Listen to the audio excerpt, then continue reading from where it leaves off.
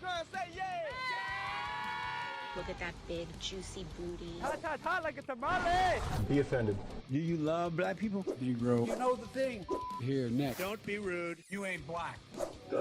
Shawn Cav. You're going to have a flame coming out of your butthole. Heartfelt. A man and a woman.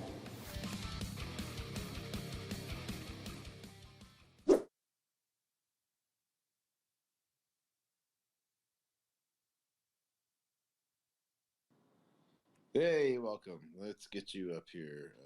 Requests. Let me do this again. Requests right there. See, how do I bump you up to invite co-host? There you are.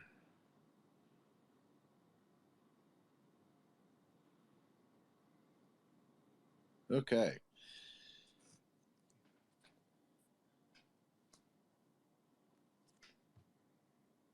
How we doing, man? Oh, you turn on your mic. Hey, can you hear me? Yeah, there we go. Sorry. Yeah, there you go. Can you hear me now? Sweet. What's going on with you, bud? Not a whole lot. Just getting some work done around the house, and it's been a rainy day and whatnot. But now I got my drink. I got my drink, and I am just kind of getting my show notes kind of ready, figuring out what we'll end up discussing. Yeah, I am on Twitter right now, just seeing what's trending because it's always funny. Yeah, it's just been nuts for the past this past weekend for sure. It's like just so much shit just went down. I don't know. It's just. I think it's funny that Bruce Jenner is trending. Really. Really? Yeah. Everyone's just talking about how.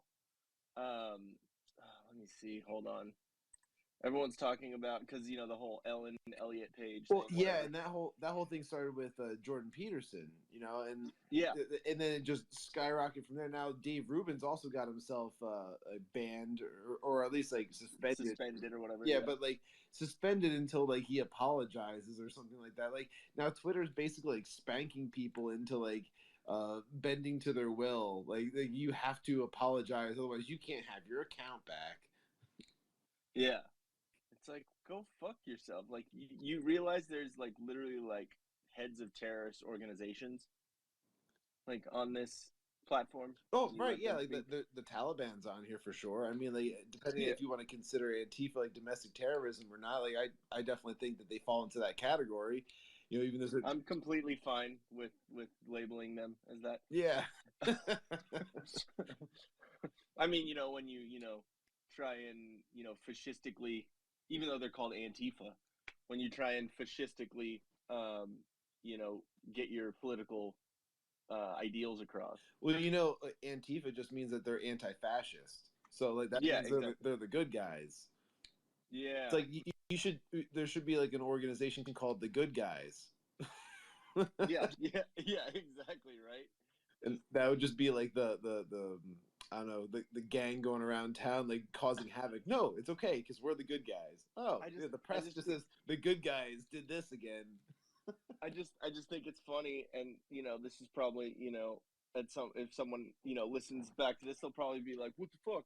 But I think it's funny that the people that are opposed to Antifa, and I don't mean, like, most of America, but, like, the group that was there to kind of, like, oppose them whenever they'd go and meet was like Proud Boys, right?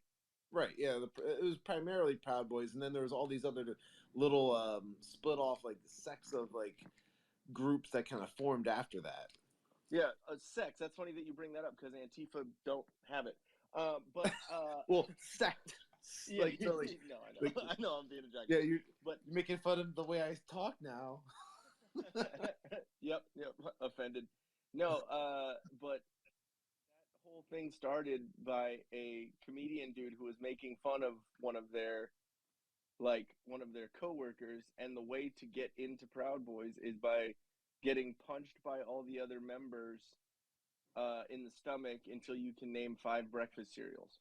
Right, and then sometimes they'll actually change that even to where it would have to be like 5 different like shoe brands. It's basically kind of like that Kings game, like the drinking game Kings. Like there's categories like that. That's basically what it turns into. But it's just like a group like beating until like you figure out like to listen up things in your category. If I said foreign car companies and then just go, Yeah, exactly.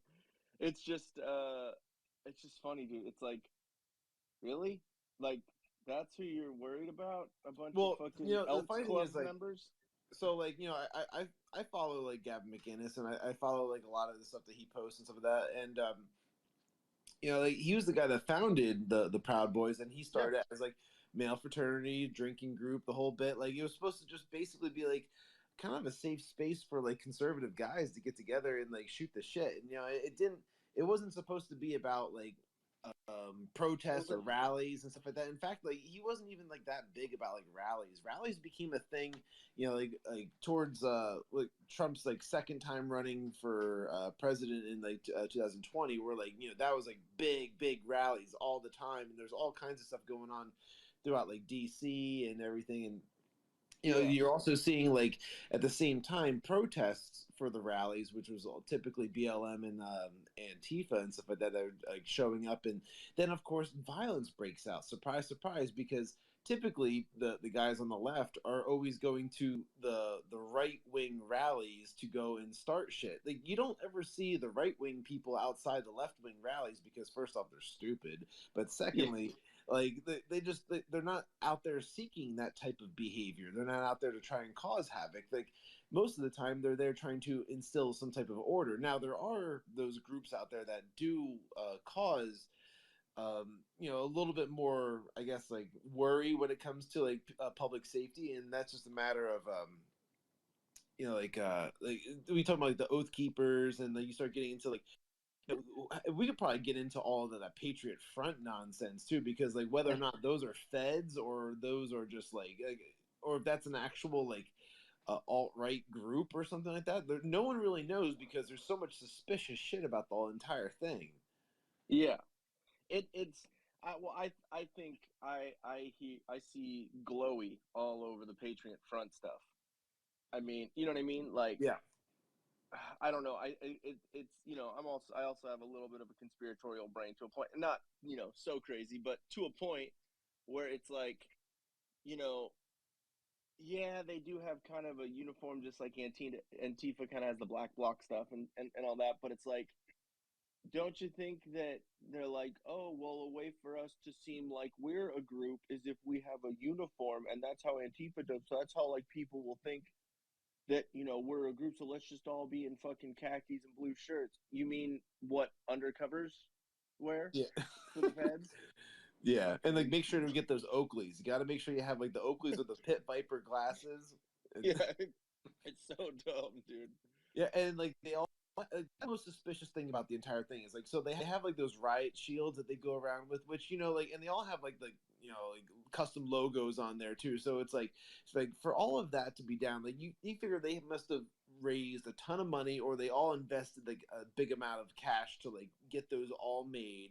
Yeah. And then on top of that, they're all riding around in U-Hauls. Do you remember seeing that where like they all got arrested? Like 30 some odd like Patriot Front guys got arrested out. Yeah, they were riding around in a U-Haul, going like they were going to go to a rally or something like that. Now again, like typically, like you don't see like Proud Boys or any of those types of like regular. I would call them more regular.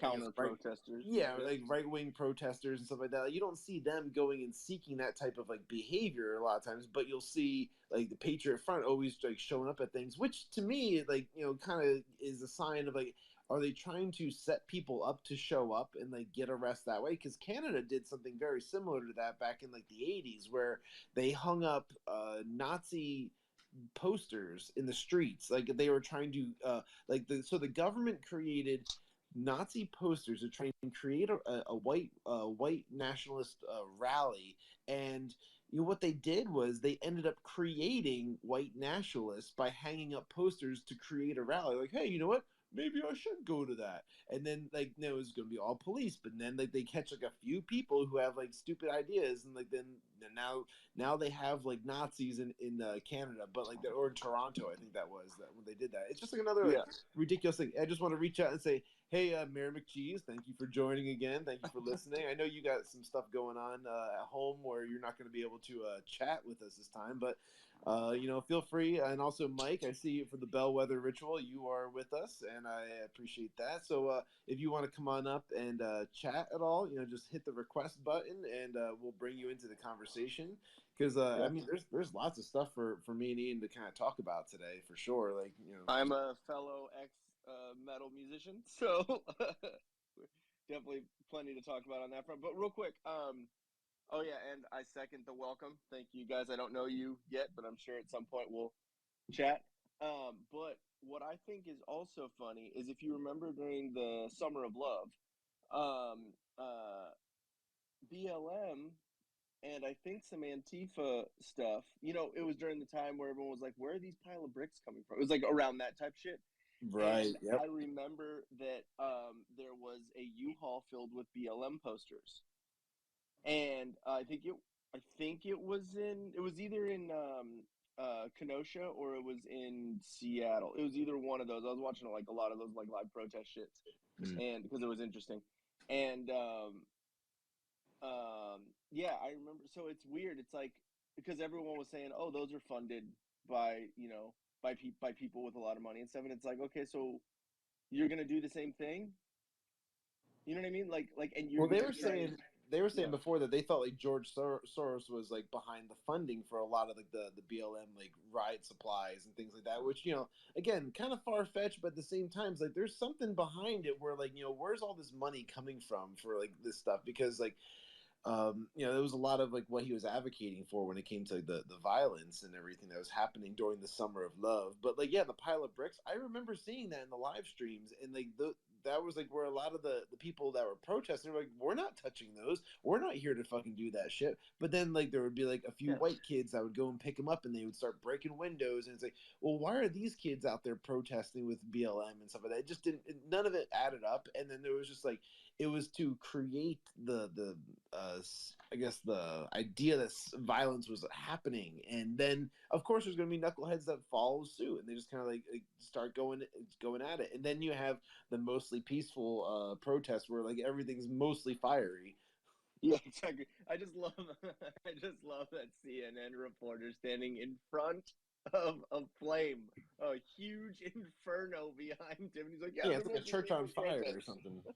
You fucking idiots! I know. But like, so I guess it's like we're way off like any kind of current events going on. But like, I think this started with Bruce Jenner.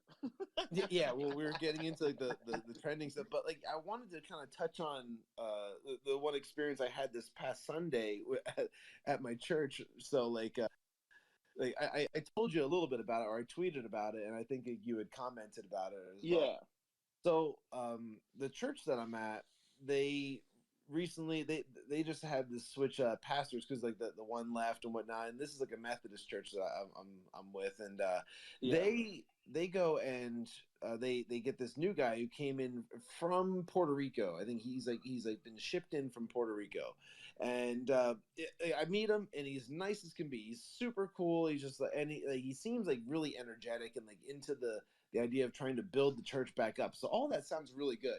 I'm like, oh, this guy seems awesome, but like I'm just kind of like I'm vibing off of his personality and everything. And then like the church is not doing so good there. Like there's not a lot of people in attendance and this and that. Like it's pretty much hanging on by a thread, it feels like at times. And like so he's going and he seems like so passionate about it. I'm like thinking, I'm like, man, I should probably call some of the old people who used to go to the church and tell them like, hey, listen, this guy's good. Like he's like passionate when he's talking a little bit. Sounds good. Like, and like for the most part, I was able to agree with a lot of what he was going on about until he got to his like sermon, which was pretty much talking about he wanted to get into COVID, and he was trying to relate to the fact that there was a story of like a general who had leprosy and then wouldn't listen to anybody like around him for like how to get healed, and then like it turned into like, or like God had spoken to him, and God told him take a bath 7 times in this river, and then the leprosy was going to be all gone. He was going to have baby skin again, you know. So like that was the story. I think I forget which book it's in or whatever like that, but like that's besides the fact. The fact is that like, so then he goes on and he's saying like, you know, just like how we just dealt with COVID, we had lots of people that were ignoring the experts and thought that they knew better. So they didn't want to follow suit with what people were being told to do. Stay home, wear a mask, get vaccinated. He starts listing all this stuff. And I'm like thinking to myself, oh my God, if you put all this together, this guy literally just took God talking to this general, telling him to take a bath and he was going to get better, but the general didn't want to do it, as Fauci talking to people who are like skeptical of like the vaccine and stuff like that, and like pretty much saying like, oh well, they're not listening to the experts, they're not listening to Anthony Fauci. He literally just equated Anthony Fauci to God. This is not like 7 degrees of Kevin Bacon. This is a very literal interpretation of what he was going on about. I'm like, oh my God. You're talking about the science. You're talking about the person who is the science. Of course, yeah. Anthony Fauci is God, right? Well, apparently, in this guy's eyes, he equates to God. it's the hypocrisy that there's a couple hypocrisies. One hypocrisy is how when the vaccine was being talked about when Trump was still in office, it was Trump's vaccine and no one on the left would take it. The second Biden gets in, then everyone who doesn't want to take it, is a right wing, is an alt-right, science denier and all this stuff. It's just the same as, with the Roe stuff, where it's like, you're all about bodily autonomy, about women, having a choice what to do with their body. But then when it comes to, the vaccine mandates, bodily autonomy isn't such a fucking big deal, which to me personally, I think bodily autonomy with the vaccine mandates is a much bigger issue, because it doesn't just deal with 50% or 51% of the country. It deals with 100% of the country. Right, and the thing is, like, you don't have to always agree with everyone's choices. Like, the whole point of body autonomy is that, like, it's your body, your choice. So, therefore, there shouldn't be any, like, discussion as to, like, well, except for this or except for that. Like, no, it's like, hey, you know what? I don't agree with you doing that, but, like, it's also your choice. And, like, and when you're getting into the whole Roe v. Wade thing, if you even look a little bit further past like the whole like abortion type thing, you just get into like the whole contraception idea. It's like, it's your body, your choice. You chose not to use contraceptives. So therefore you're it's like you play stupid games, you win stupid prizes, that type of deal. You didn't want to get pregnant, but you didn't do anything to prevent yourself from getting pregnant. So then like there's those risks that you're running. You're running risks when it comes down to that. You bring up play stupid games, win stupid prizes, and I'm going to take a second to shamelessly promote the fact that our podcast has T-shirts that say that on them. So if you would like to go buy one, check out Til Death Podcast. No, but it's funny. It's like there's so many hypocrisies about it. It's like they say, oh, why do a bunch of men on the Supreme Court get to make a decision about women's bodies? It's like, hey, dumbass, when it was made, it was all men. There weren't even any women on the Supreme Court.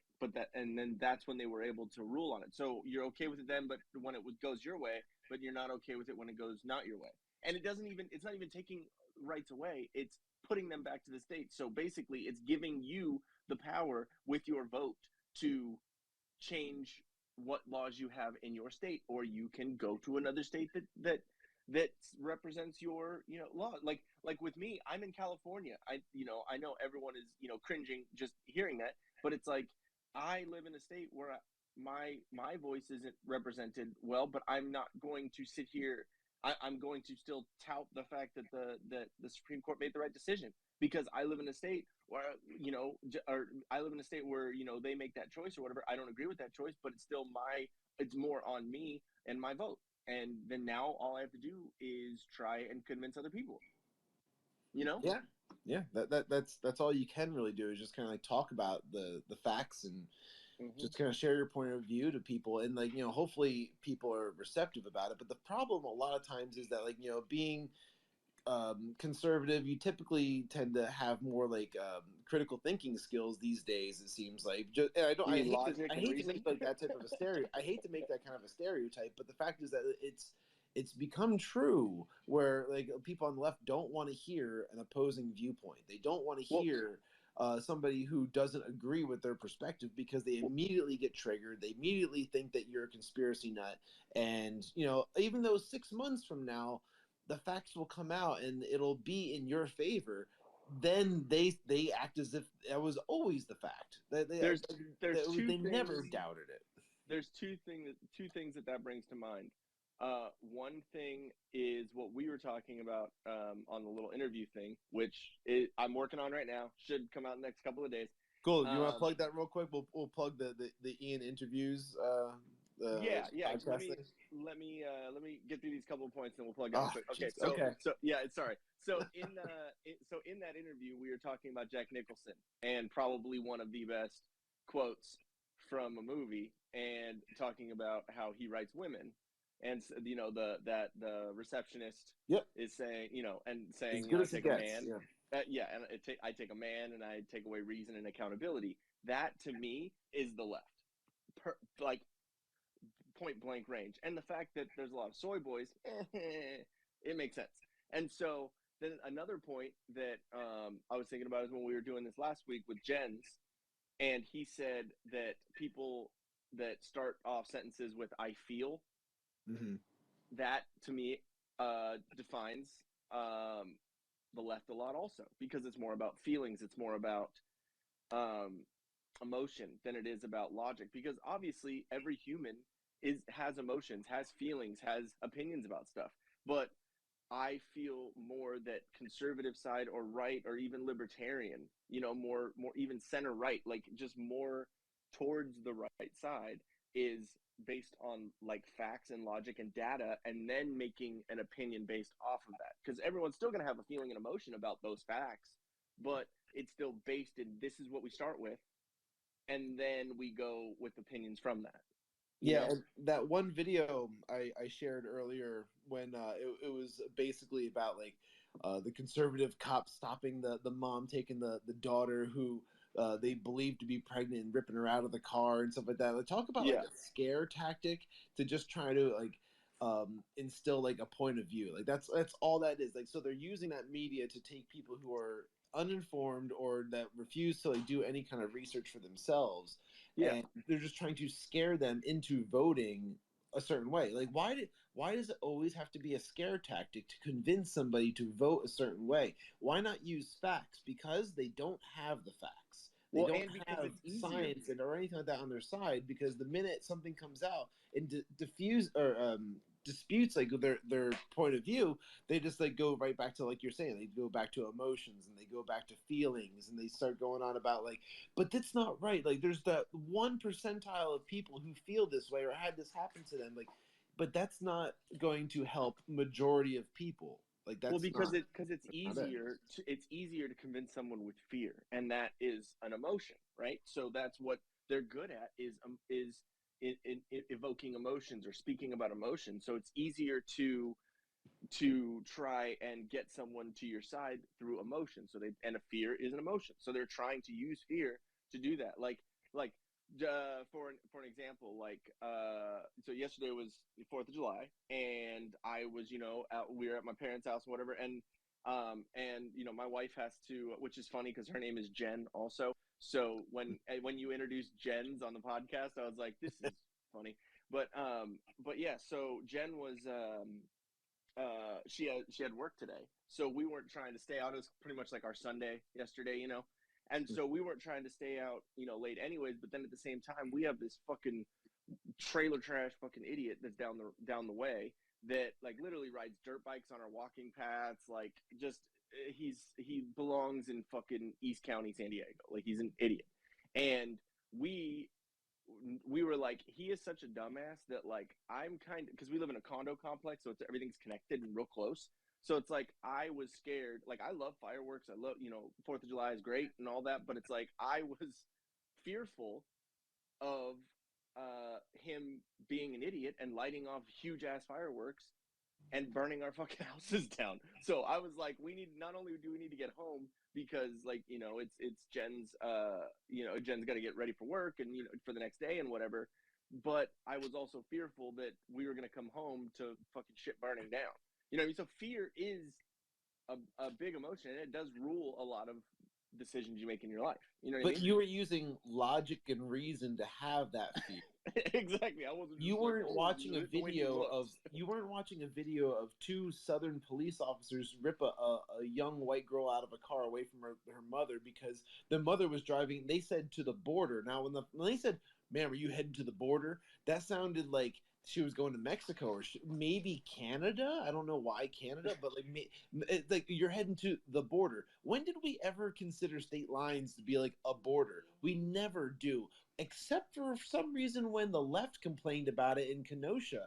Then all of a sudden it was every fucking news article. Oh, he crossed state lines. He crossed state lines. Like, yeah, I get it. We're talking about guns versus like an abortion, but there's so many states already claiming that they're going to be safe havens for abortions. I mean, like for me, it feels like it's like an unfortunate thing that we have to like, you know, even have that kind of a conversation because you know, none of these rights have ever been, none of these rights were actually even fully taken away. The states still permit it, but there's some states that are a little bit more conservative than others. So I guess if you didn't take the my body, my choice thing into consideration in the act of making the baby, then I guess, and you decided not to do the my body, my choice action of being responsible for getting, or after the fact, during the time period that you could have gotten the abortion in your own state, then I guess, yeah, you are kind of like stuck having to go to a different state to go get the abortion. But I mean, like,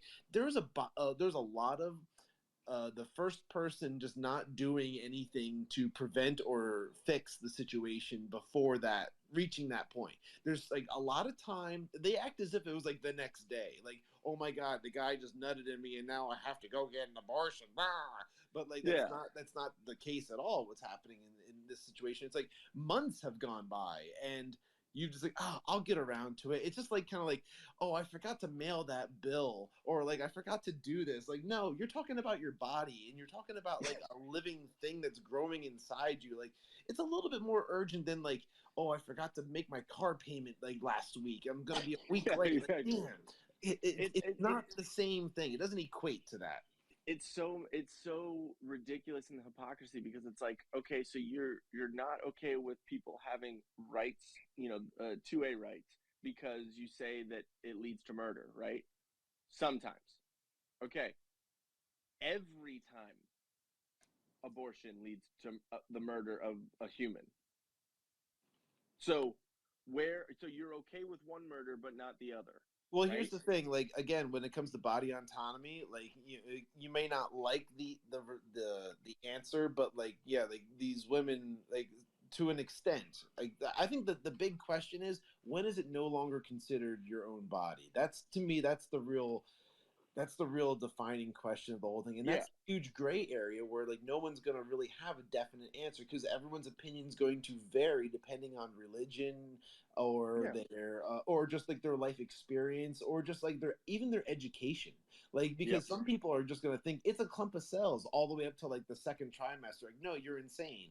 Like, you know, and like that's the part where, you know, it's, you know, unfortunately, you know, like if you're a true believer in body autonomy, you have to let some things go like that. And even though, like, you know, I personally am pro-life, like, you know, I can't, you know, I can't sit here and say like body autonomy, my body, my choice, and then like, you know, take issue with every type of abortion that's out there. That's not it's not being like authentic to like, you know, what you're okay with living by. Like to me, it's like I understand. I understand the exceptions for rape and incest. I understand that because that is bullshit, and I don't. You know, that's obviously those are obviously horrible acts. But again, time frames when it comes to that. If something terrible happened to you like that, I'm pretty sure like, you know, me personally, I'm always kind of like aware of these types of things are going, like, I don't know, like time frames, like, I don't know, my brain works like that. I'm a very kind of like analytical and like mechanical like type thinker. So like, I don't know, if I was a female and I had something terrible happen to me like that, I wouldn't wait any longer than the necessary amount of time to find out and get whatever I needed done in the time frame that I needed to get it done in. You know, like exceptions or anything like out of the consideration. I'm just talking the fact that, like, if it was something that was so traumatic to you, you would handle it. Exactly. But I mean, and then it also goes back to, I think we were talking about this on the interview stuff, but it also goes back to the fact that men are more logic based and women are more emotional, and that's not a good it's not a good or a bad thing. And so it's a balance. It's a balance, and it's tricky because as being a man, you're going based off rationality and logic and all that, depending on how much, you know, soy you have in your system. And but it's based on that. But then a lot of times you don't think about the emotional side or about the feeling side of it. So when a woman comes into play, that's why your wife is a good balance to you, because she gives you, well, did you think about it this way? You think about it from that side. You know, so like, it is a good thing to have that balance, but at the same time, when it comes to the actuality and the reality of things, like, you got to go with logic. You know what I mean? Yes. My wife's drinking, and she's like, she's so and consistency. Like, you're absolutely right. Exactly. You know, like, I completely understand, and I understand that it's a traumatic experience, and you know, and all that. I'm not taking any of that away, but like, the fact that a lot of people, oh, they went through this trauma and this trauma, and blah, blah, it's like, bitch, we all go through trauma. Like, everyone in life has trauma at some point in their life. And like, I'm not taking away that is not a horrible, traumatic act. I'm not saying that at all. But like, then report it. You know what I mean? Yeah, like, when they say like, oh, but only 40% of these ever get reported. It's like, well, then what are the other 60% of women doing? They're just kind of living with it and moving on. Like, it's like, that's not my fucking problem, asshole. Like, then why aren't we telling them to just, like, you need to come forward? You need to like make this a bigger deal. Like, we need to like put a stop to this type thing. So yeah, but like speaking of women, I figured that we would try and switch gears here a little bit, and I wanted to talk about the Tiara Mac. Have you been following all that? Oh, you talking about the twerking senator? Oh yeah, the Rhode Island State twerking senator. I'm so glad I didn't eat recently before seeing that. So, but before that, there was even more going on with her. Like, I don't know if you've been following everything that's been going on, like, for like last week. Like, this woman has lost her mind. Like, last week, Project Veritas did a video about her where she was caught on tape talking about Wait, was that the same one? No, that was Matthews, not Mac. But oh my god, I'm getting them confused now. All right, so scratch off the Project Veritas thing, but Tiara Mac did. She was on there and she tweeted about doing a pleasure-based queer inclusive sex ed class.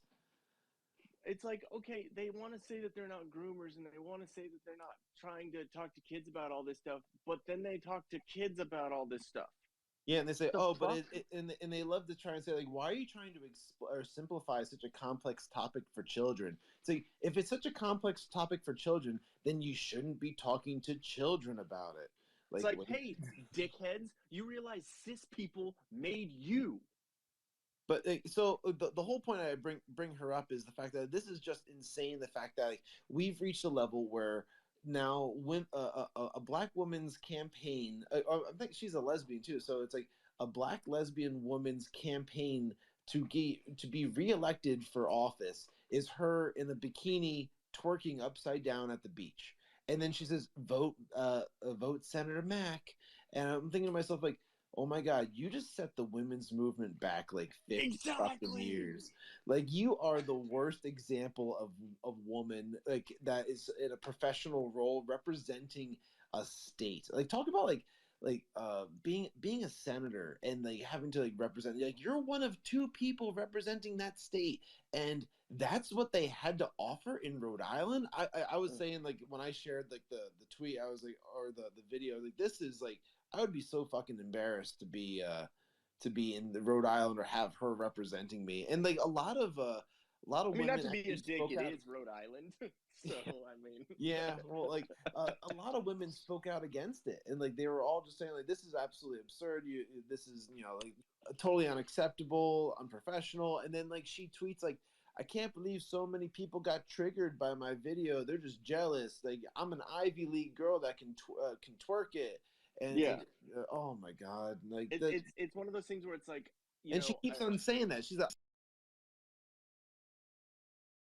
time and she like rebuttals somebody, it's I went to an Ivy League school and I'm a state senator, so it's like big fucking deal. Like so you're financially stupid. Okay, cool. well, no, You know, politically like, she's stupid. Like think well, yeah, about like but the even fact going like you financially put up a bunch of money so you can go to some Ivy League school so they can indoctrinate you and make you stupid, basically. well, You know what I mean? I mean, yeah, if you really want to go into all of that with the colleges and like how ridiculous all that stuff is, yeah, totally, yeah, like, Google gobble one of us. You're gonna like drink the Kool-Aid. Now you're gonna think like us, but yeah. yeah. Have you like, okay? Real quick, have you seen Jim Brewer's new comedy special? The new one I have not seen yet. Just like, put up on YouTube, and it's so hilarious. There's one point where he talks about his daughter. He was like, "My daughter's a loving person, raised her every single moment that we were together. It was great. Like, we had a great relationship." And I sent her off to college, and he said either 6 weeks or 6 months. I forget exactly the time frame, but he was like, or no, I think it was 6 weeks. Like 6 weeks she was gone, and the second that she walked in the door, sexist, racist, homophobic, this, bah, bah. And he's just like, what? I paid $60,000 for this? Like, you know what I mean? Like, yeah, exactly. Like it's just like they'll come home and like they're gonna like think totally different. And I worry about that for like my own kids. But I think, the fact that like, I'm pretty outspoken at home, and like I'm okay with having like discussions about these types of things, that I hope that I'm able to like, instill some logic. I want to instill some logic and like some critical thinking skills into them, to really kind of like see through some of like the propaganda and some of the like the manipulative things that are out there in the world, especially when it comes to like kid stuff. Like, my god, like it's like some of these networks, they have like commercials that do not belong anywhere near children, and like they put this stuff out there, like hoping to have kids become okay with the idea. If they become okay with the idea, then when they get older, they can be indoctrinated into it. Well, I was talking about this also on the interview, which, okay, I will now plug. Okay, we did an interview. It's on Til Death Podcast, my channel, and I do a little section called Ian Interviews, and I had you on, and we did an interview, and it's probably about 2 hours worth, 2.5 hours worth, which is pretty awesome. But yeah, I think it's going to be great. It'll come out in the next couple of days. We talked about everything from the Roe situation to crazy band tour stories to guilty pleasure TV shows. So I think it's a wide variety of topics, getting to know both of us. But if you don't know me, and our listeners don't know you, but talking about that. And then now I bring that up and I forget what my fucking point was. But no, like, a big thing too is that, like, logically, as being a man, we can only do so much to speak and try and do like things for women and stuff like that. But they also have to speak up too, because a woman is based more emotional and based on feelings and all that stuff. They're like, oh yeah, I feel your pain. I feel it. It sucks having to go through doing all that, but like, they're like erasing women's issues by doing that. And so we can only do so much, because according to them, you're not a woman, you don't have an opinion. Okay, cool. Well, then you have to do something about it, because you're going, like, when it comes to in sports and in job markets and all this, it's like, dude, you realize that you're letting dudes who you said were the ones that were like the ones that were shutting you out and getting the jobs and getting the doing this and you realize that you're letting them do that more now, but calling themselves you. You know what I mean? Yeah. So like, I totally understand where you're coming from with that, and I was gonna say, like, comedians even get like, canceled anymore for just like having jokes that aren't pertaining to what they are. Like typically, like, all right, so if there's an Asian woman comedian, she can do woman jokes and she can do Asian jokes. But like, if she does like a black joke, that's going to be considered like inappropriate. And if you're a white woman, forget it. You can't do anything besides woman jokes. And like, it's typically all vagina stuff, which is like an Amy Schumer, which is just terrible to fucking listen to. Yeah, it's so cringy and terrible. I hate that stuff. And like, Miss Piggy? What's that? Miss Piggy? Yeah. Oh, Kermit! No, she looks like Miss Piggy. I'm sorry. I know. There's no one that will ever convince me not. Like, well, it's because she's got the upturned nose and it looks exactly like Miss Piggy. I would say, more her figure, but yeah, that too. Oh, well, that too. But I'm just like, even just looking at her face, I'm like, yeah, that's totally a Miss Piggy. I'm an asshole. Whatever. Like, I think you should be able to make jokes about anything. Like, you should. Like, well, they used to be able to. Like, and that's the whole thing. Like Dave Chappelle is like always basically put up to the coals because every single time he has some type of a joke, and like typically his jokes, like, they're not like super offensive or anything like that. He's just even if they are, he makes fun of everyone. He makes fun of everyone, dude. Like, we were talking about it on the interview. His first fucking episode of the Chappelle Show was the black white supremacist. Like, really?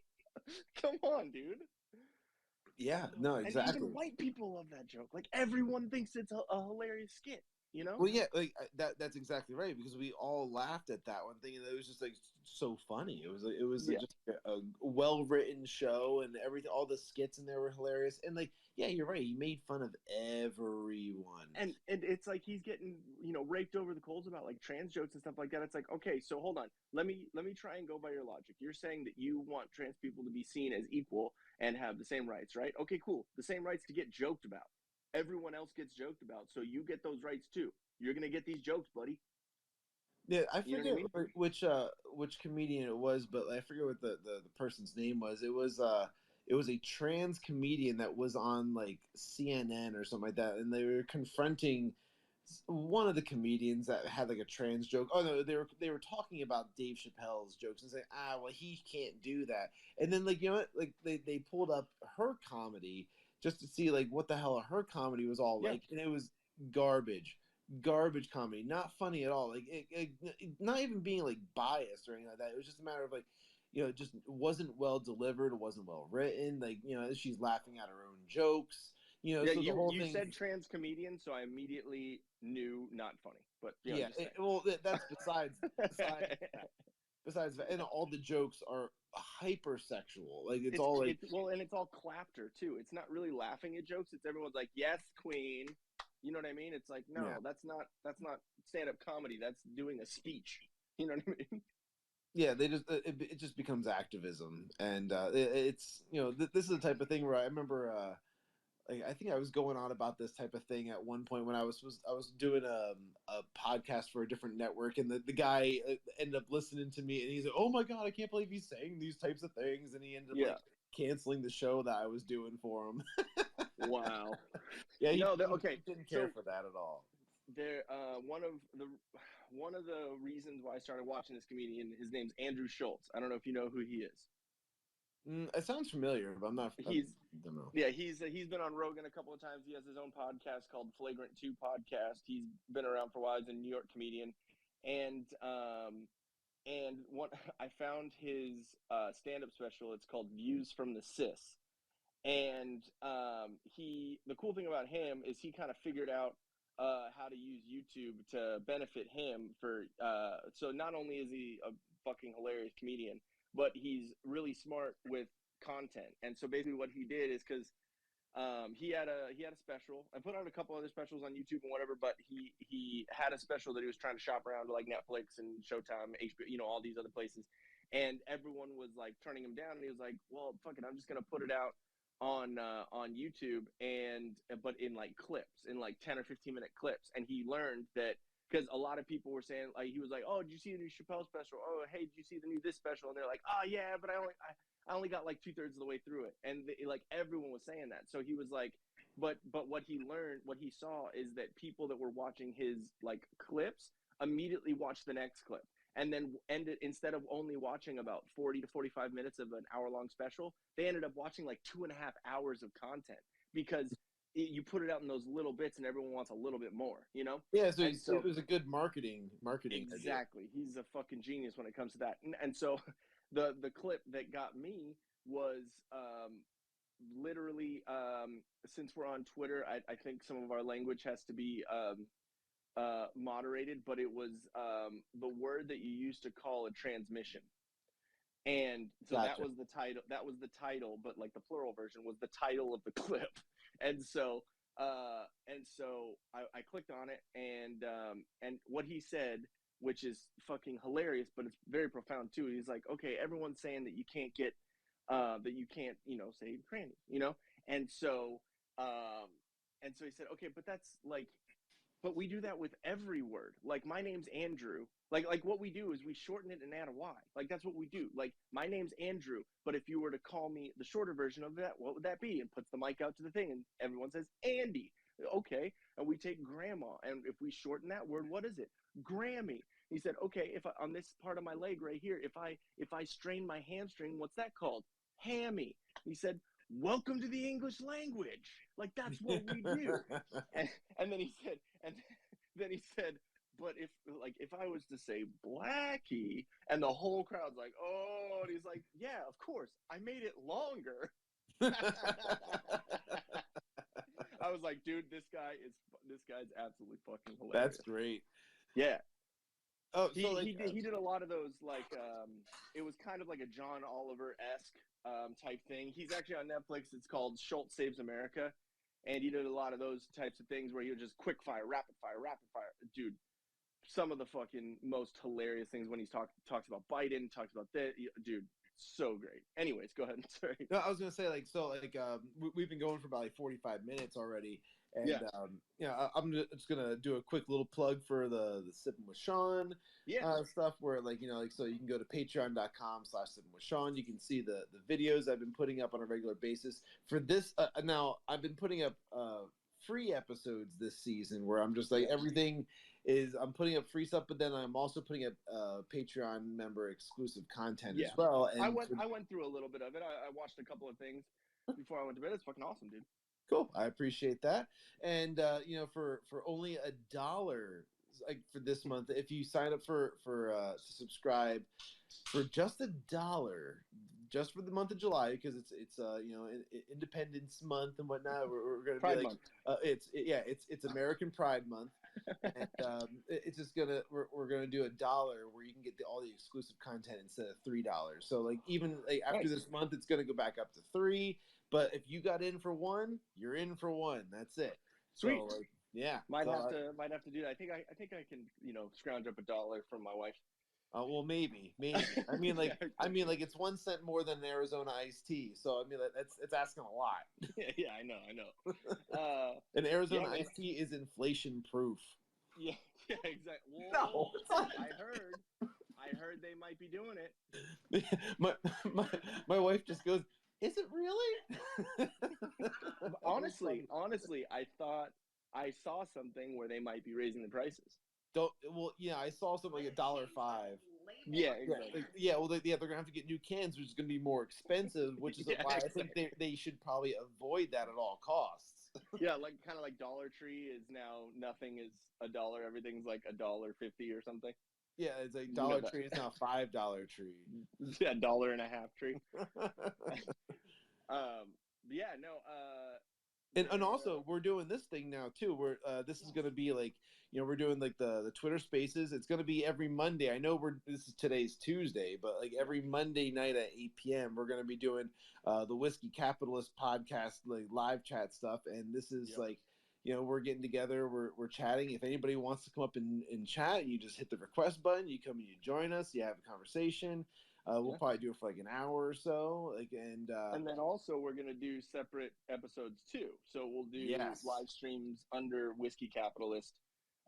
It's gonna be under the Til Death Podcast channel until we get until we get a little bit bigger. Like if Whiskey Capitalist is taking off more than the Till Death podcast, cool. Then we'll shift everything over and do all that and re-release the videos on that channel. But I figured I already have the channel and all that, so I think that'll be cool. It'll be the two of us, and then if just looking at shit on the internet, probably looking dumb shit on Twitter, and that's what we typically do. Yeah, exactly. Constantly find little stupid shit and make comments on the internet. Like, yep.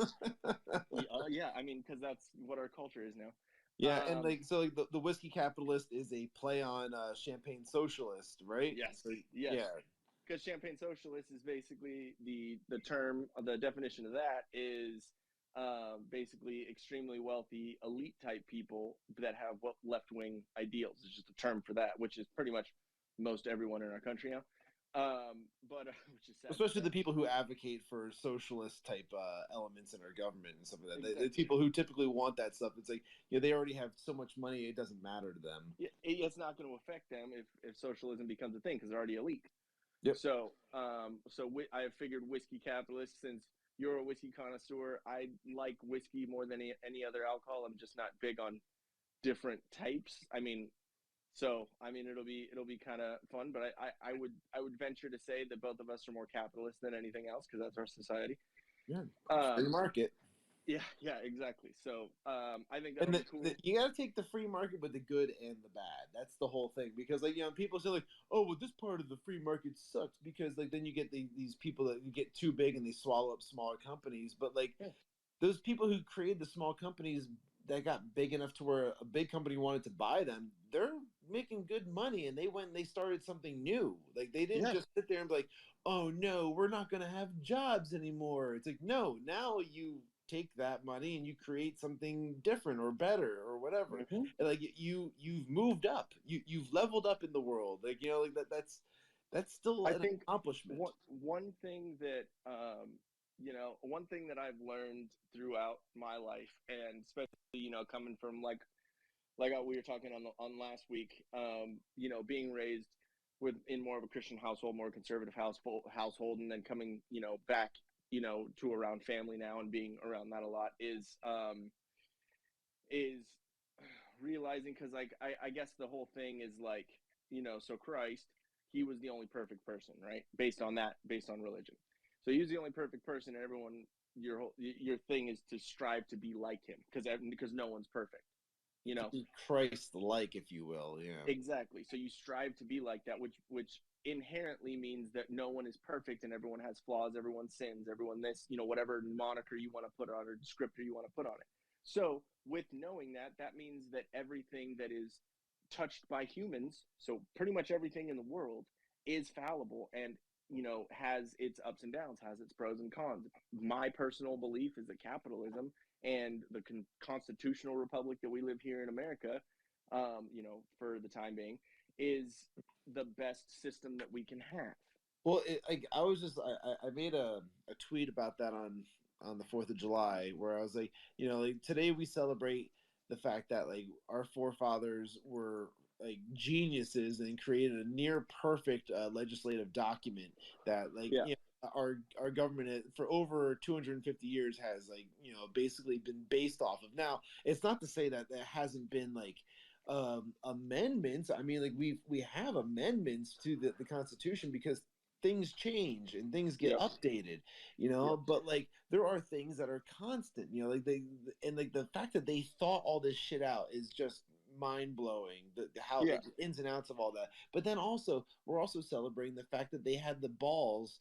They were smart enough to make that document, and then they also had the balls to give the middle finger to an empire halfway around the world. What I think's funny also is that one of the big reasons, well, they started obviously because Britain was, authoritarian and, the way they treated people and everything. But the Boston Tea Party, right? It was a tea tax, right? Mm-hmm. It was a tea tax of 3%. What are we getting taxed on now? And no one's pissed? You know what I mean? No one's pissed off enough to be like, fuck your tea, I'm gonna throw it in the ocean. You know what I mean? Or how about just the gas taxes and stuff like that now? It's just it's insane. Yeah, insane. I mean, I don't really, I'm not gonna really be a proponent of throwing gasoline in the ocean, but I get the sentiment. You know what I mean? Yeah, no, I wouldn't destroy it. I would want to keep it. This is mine. I think Exxon did that a while back, and it wasn't really. It was the BP. best- Oh, BP, yeah, Yeah. Yeah, BP with the big oil spill, where people were literally slowing down to drive past the gas stations. Fuck you, BP, and you're thinking to yourself like, wait, those guys behind the counter, they weren't responsible for that shit. And you're driving, dickhead. Like you're using the thing that. Oh my god! Like okay, it's one of the. It's like I just think of the GIF from Ace Ventura, When Nature Calls, where he has the two spears in his legs, and he's like, Yep. the same thing. Like, what are you doing? Like, I don't know. It's so funny, dude, because it's like that's. I mean, I hate to say it because, like, I want to be able to, like, get along with people and talk with people and have discussions, but like, so many people on the left aren't able to do that. Like, I can't sit down and have a conversation without being called a racist, sexist, phobe this, phobe that, like whatever, and just having a conversation and trying to have some sort of discourse. And like, I there's so many fucking hypocrisies in everything, and it's like I can't deal with that. And that bothers me so much because, like, like I barely ever like go on Facebook. I try to maybe go like be like once every few days or something like that, just to kind of like go and see what's going on or something like that. And because like my family will post photos and I want to like those out. But like on the 4th, I knew I was in for it. I don't know what I was thinking going on Facebook on the 4th of July because like just where I live, it's like crawling with like liberal thinkers and just like Democrats and everyone who blames the GOP for every possible fucking thing that happens wrong in their lives. Like they just blame conservatives, they just blanket blame them, and they go and they like will just like call them racist, or they'll call them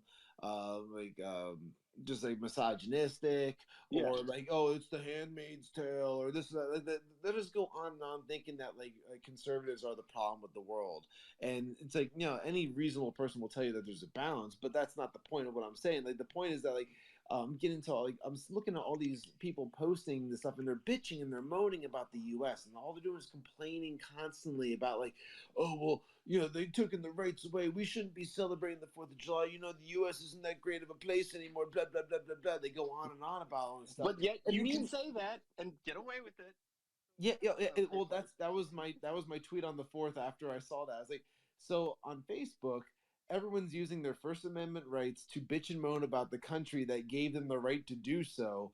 And then I go on to say, I bet you Brittany Griner wouldn't mind some of those rights right now, though, because she's the one that's stuck in Russia, and she's not able to leave. They're trying to use her as a bargaining chip for a Russian arms dealer, which honestly, there's no clout to be able to like even consider them on the same wavelength of like worth. The U.S. has an arms dealer for Russia, like in custody. Yeah, you know what? They're not going to get the WNBA player is going to have to just hang out over there for a little while until like they realize, oh, she's not worth anything to them, and then they're just going to release her because like there's no way they're going to give up an arms dealer to save an activist who is a black lesbian woman basketball player who she's known for being an activist during the BLM times where like she was going on about that the national anthem shouldn't be played before the basketball games because it was offensive to black people for slavery and this and that. Like, and it's like you were looking for some reason to get some kind of like publicity. That's all that was. That was a publicity because you stunt. play in the WNBA. Like, well, no one pays attention to that anyway. Maybe that was her whole point, is to try and get some more like spotlight. But the fact is that she went to another country. I thought it was Lil Wayne. Yeah, but surprise, surprise, you went to another country and they're not as tolerant. Really the U.S. is extremely tolerant, and the U.S. has so many rights for people that like you go to another country that doesn't have as many black people, has anti-gay laws, and doesn't respect women as much. You think you're going to get treated the same, and you brought over an illegal substance to them is a huge crime. Yeah, you know what? Like they said that like a normal person would have been in jail for a month and they would have let him go. a month in the gulags for like, going and like bringing like a little like vape cartridge of like THC is insane. But like then you figure like she's going to be in there for months and months and months, if who knows how long, until they decide to let her go, like, and like she doesn't speak any Russian, and like, she's not able to see her family and stuff like that. Which Like, that's one thing too. Okay, but she's been playing in the Russian, leagues for a while, so you would think that being there, she would try and at least learn the language of the country. well, yeah, if you're going to the country, you should probably learn something like that, because I mean, like, I remember even when I went to Mexico, like, I made sure to learn some Spanish, like, it just like, it's the, I don't know, like, you're going somewhere else, it's their culture, and also that they like it if you try, like, if you just try to speak the language. Yeah, I mean, they're gonna make fun of you, but they're also of course, gringo, hey, like, yeah, exactly. It's, I don't know, it's just crazy to me. It's like, dude, like, we are in a country where we're allowed to speak about this, and we don't get thrown in a gulag. You know what I mean? Like, like I was sending out just basic like copy paste fucking text to a bunch of friends, and in my phone, and being in the music industry for a while, a lot of my friends are left leaning, and I don't really talk to them a bunch, here and there, like happy this, holidays, whatever. Hey, how you doing, man? Hope you're doing good. Like, but for the most part, I don't really, speak to them, especially because a lot lately, past couple of years, I've been a little more political, and I see things in a different way. So I just don't see, a lot of the conversations going too many good places, because how many people have been so radicalized on both sides. Yeah, you'll just end up avoiding the conversation in general, just to not stir the pot, or like. I'm like, I don't need that in my life. There's enough fucking stupid going on, And so, but yeah, I just sent out, a bunch of messages, and almost everyone, no matter what their, political, leanings were like, oh yeah, happy 4th, whatever, hope you're doing good. I'm like, all right, cool. And literally all I said was, happy 4th of July, bruh, to everyone. It was literally that message. And then the GIF from Team America, be like, Matt Damon, because that's fucking hilarious. Yeah. And so I figured that would be fine. That would be it, right? And so I got a response back saying, happy freedom, happy 4th of some freedoms, and women not being able to make a decision, from like an old friend. And I'm like, really, dude? Like, it can't just be, you know what I mean? It was just like, well, dude, yeah, because they have to dwell on it. This is their time right now, like, where they all feel like they can virtue signal and speak for women, as though like some women don't agree, or some women agree with this or whatever like that. I don't know. Like, there's it's this huge talking point where like a lot of women, like, yeah, there is a large amount of women that actually do feel like, oh, their rights are being taken away, but like, have they really thought a lot of this through? But like, it's weird, like how they try to like equate abortion to like healthcare and stuff like that, and like, this has taken up like basically majority of this entire hour that we've been chatting. It's just like talking about. I mean, it's what's going on right now, and it's you're right. It's a big topic. So basically, my response was, happy being able to have your own opinion day. You know what I mean? Like, because it's 4th of July. I'm not, I'm gonna go hang out with my family, have a couple whiskeys, talk about bullshit and whatever. But like, I'm not trying today. You know what I mean? And so I literally, that's all I put, and it was just back lols. And I'm like, wow, like you are a product of stupid.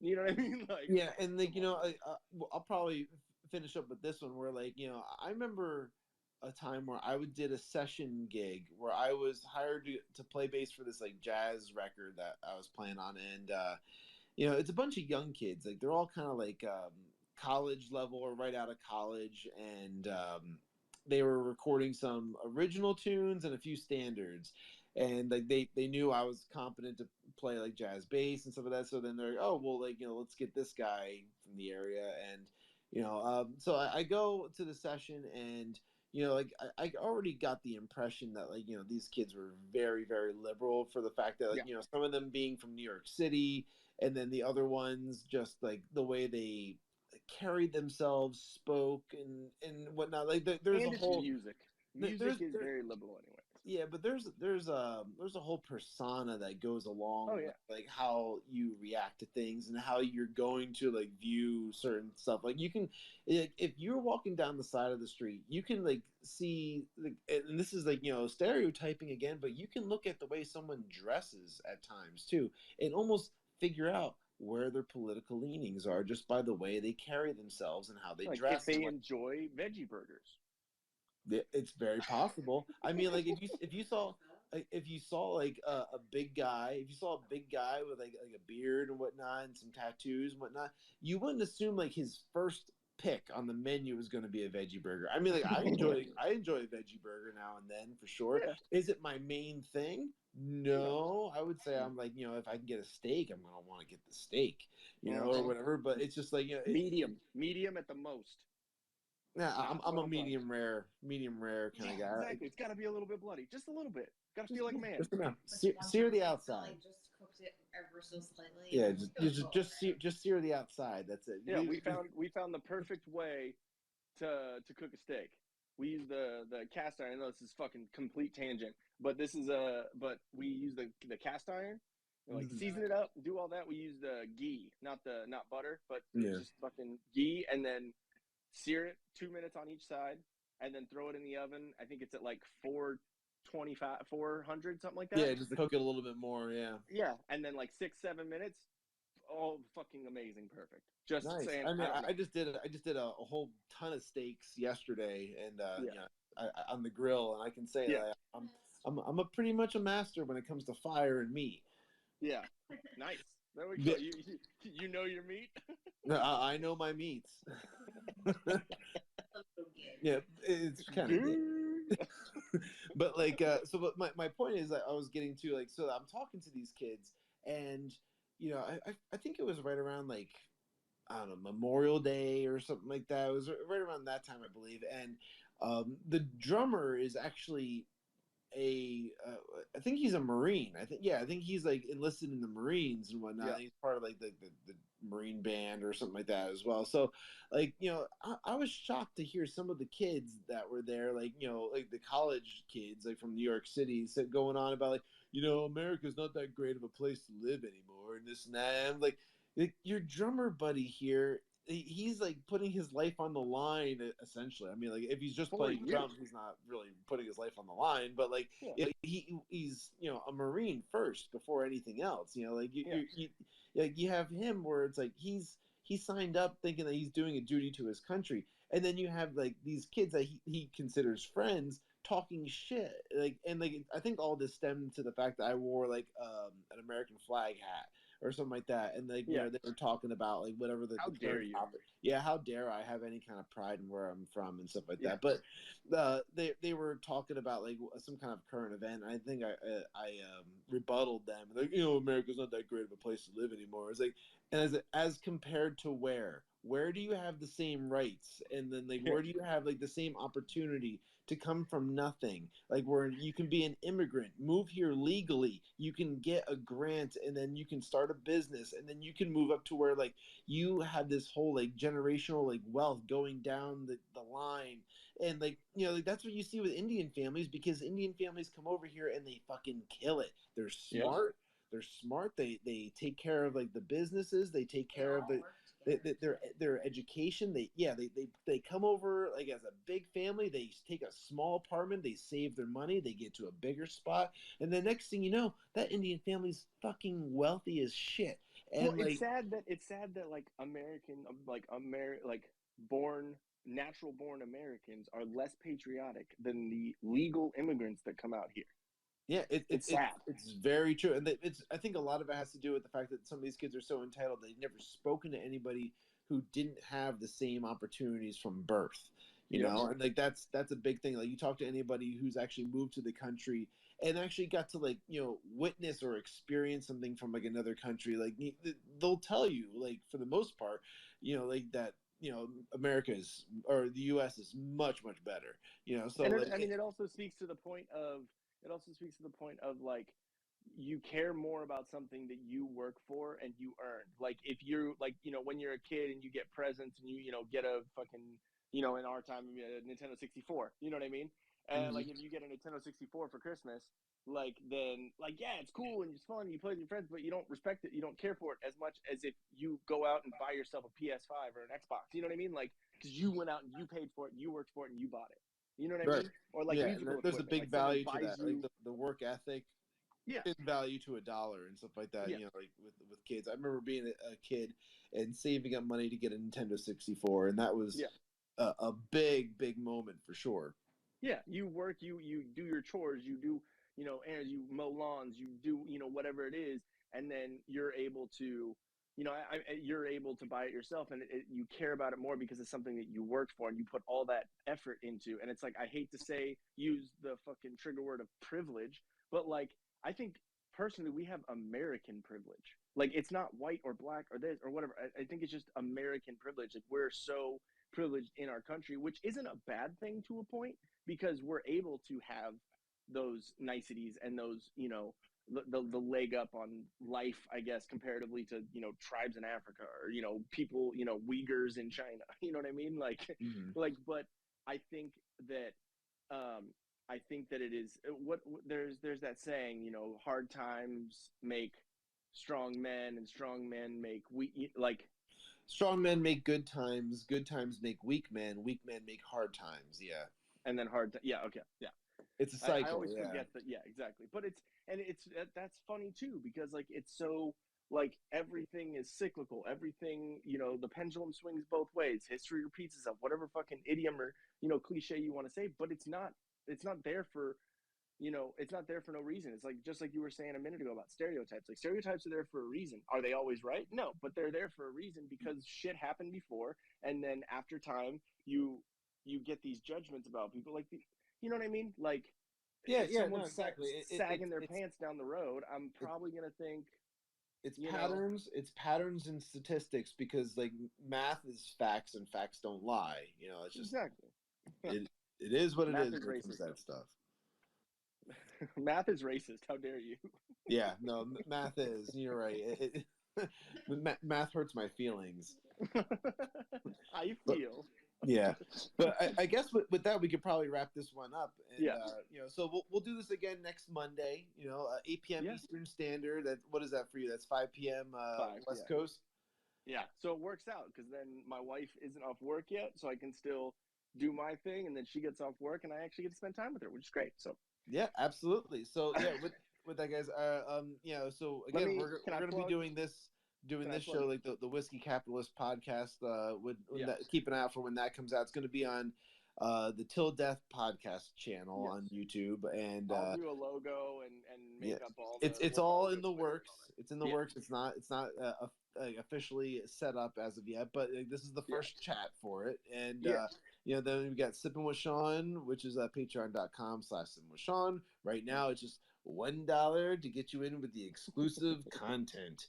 And then also we have the Til Death Podcast. You can go ahead and plug that one in. Yeah, so Til Death Podcast is a podcast with me and my wife. We're both idiots, and we both, you know, talk shit about everything, so it's perfect. And so it's just Til Death Podcast on YouTube, and then also on Instagram and on Twitter. It's Til Death Podcast without the vowels for podcast. So TILDEATHPDCST. And we haven't put out a lot of content lately just because, you know, life happens. But the next thing we're going to be doing is the segment for Ian interviews, and that's going to be with Shawn on there. So that'll be coming out in the next couple of days.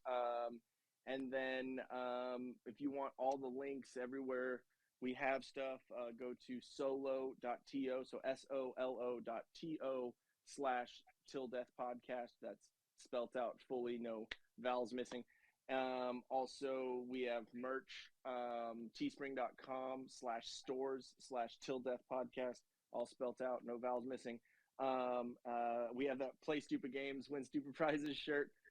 We also have Freedom Till Death, Liberty Till Death, Tacos Till Death, and Coffee Till Death. We just put out a little while ago. So and it's literally not just shirts, it's mugs, it's like you guys got fanny packs and everything. Yes, Yes, fanny packs are so great.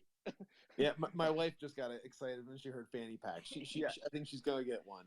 Dude, there are yoga pants. Margarita till death. That Yeah, would be good. margaritas till death. Yes, I wanted to expand on those, but I figured just put out those first couple, and Hey, see start where it somewhere went. with it. Exactly. So, but yeah, there's yoga pants and bike shorts too.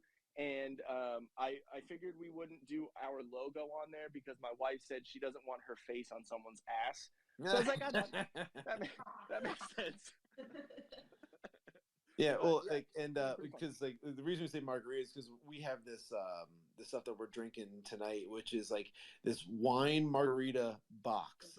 It's a Boda box, and it's Okay. like a pre-mixed margarita, but it's a wine, so it's like Interesting. it's Tastes like a it's margarita, wine but that it's tastes like a margarita, but it's a little bit too like sugary, so we end up like splicing in some LaCroix like seltzer water in there too, just Okay. kind of like just to calm it down a little bit. Yeah, right. No, that sounds fun. Jen is a lot more of the wine person than I am. If she opens a bottle or we drink some, like I'll have some with her, but I'm not like, ooh, this is great. Like I was telling you, like I'm telling you, man, like alcohol. you gotta drink and watch those like mindless like reality TV shows. Like we're about to go and probably try and finish up the Snowflake Mountain show, Yeah. and like on Netflix, because just so funny, just making fun of like the shit that we see on there, and then like there's so many things to try and keep up with like right now, because I think like there's like a bunch of shows that just launched right now, and Yeah. yeah, this is a whole nother tangent, but we'll have to talk about this again next time. But No, I for told you sure. that our guilty pleasure is Desperate Housewives. So Oh yeah, I know. we're still getting to that. But I don't know if your wife has watched it, but it is right up women's alley. She does all of the Bachelor and the Bachelorette, and like she does like the Bachelor in Paradise and the Too Hot for Handle. She does like all like the dating shows where it's just like gorgeous people in front of the camera, and they're all like mindless zombies, but they're pretty to look at. Oh yeah, it makes you feel so much better about your own life. Like a big reason. Like I get sucked into TV shows just because I like TV and I like stories and like all that stuff. But like it goes back for me. It goes back to the Bill Burr bit that he talks about. He was like, I watch all the shit. I watch Oprah and like all the shit that my girl watches, not because I like the show, but because I like hearing something stupid and then looking at my wife's reaction. Yeah. And then taking my shit out on them, on her. Yep. Exactly. So great. But yeah, my Twitter handle and I think on Instagram is Ian Till Death.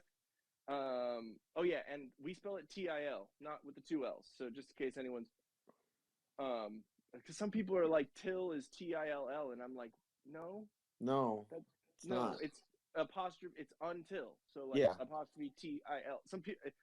I know I'm well like, there is like such a thing idiots. as like a till, and like that's like within a register, like like exactly. there's that, but like again, grammar matters, and like the English language is dying every time we turn around. Like my wife and I were just talking about this, and this is our last tangent, I promise you. Oh, I don't care. I can talk for hours. We were driving, and she was telling me like in a magazine that she saw, or it was on the back cover of a magazine, like it's okay to be not, or to not be okay. It's okay to not be okay. And the thing is like they spelled okay with O.K. And the thing is like the okay isn't like an acronym or an abbreviation or nothing like that. It's OKAY, how you spell okay. And like I understand like the shortened version has been accepted as just O and K, but when you add periods to the whole thing, you're giving it a whole different meaning. Like it stands for something longer, and like that's not what it is at all. It's like this is just stupid. Like this is it comes down to the point of it's like when someone makes a meme and they spell something wrong or they put bad grammar in there, I can't share it because then I'm they say like you're accepting that behavior as if it's good, or it's acceptable. Not. I don't want to reward that. You don't get a participation trophy just because you made a meme, dick. Like you have to make it right. You know what I mean? Like check your grammar. That's the whole thing. like for happened a few times. I think when people were making "Let's Go Brandon" stuff, like Yeah. they would do like LETS and not LET apostrophe S. Well, if anyone is ever going to call me a Nazi for my beliefs, I will agree because I am a grammar Nazi. There's a difference. Well, yeah, Goose walked right on down to the library and give him a lesson. Yeah, exactly. Stormtroop my way into the library. It's SS. No periods. S. Yeah, S. just Actually, S those would be and periods. S. I think those would have periods. Does it stand for something? I don't fucking know. But anyways, I think this was fun. I'll hit you up in the next couple of days because I'm going to try and get this episode out and get it done. And then I'm going to try and start working on like logo stuff.